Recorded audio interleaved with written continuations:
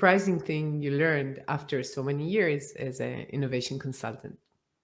Um, Good question. There are many things. I think one of the things that I learned, again, having worked with clients around the world, is that innovation tastes differently depending on where you are. Innovation in let's say Western Europe is different than innovation in Southeast Asia, and we should not be in any way, let's say, arrogant about it, and we should never be. I think arrogant is not the correct word. I would use dogmatic about it.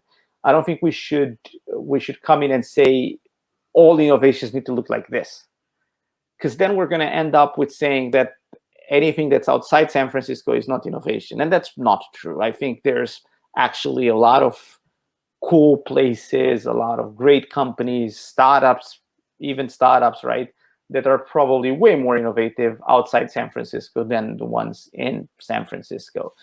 And again, talking to you in Israel, I think this hits home with a lot of your audience, Yeah. and in particular with you.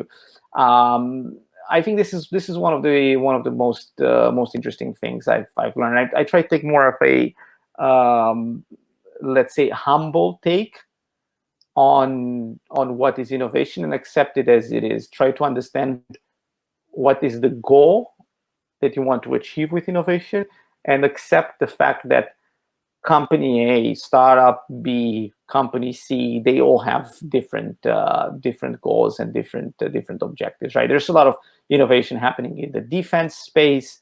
I've actually, at the conference in Israel, I was exchanging some thoughts with some folks at the IDF, and for them, innovation was totally different than it was in the banking sector, because their objective as an organization is different than the ones from a bank in Western Europe or from a chemical company in North America.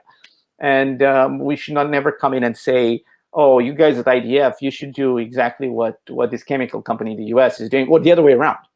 Right? I cannot go Yeah. and sit in front of They us. would probably won't listen to you because Israelis know the best everything. I know that. I know that. I've worked in the country many times.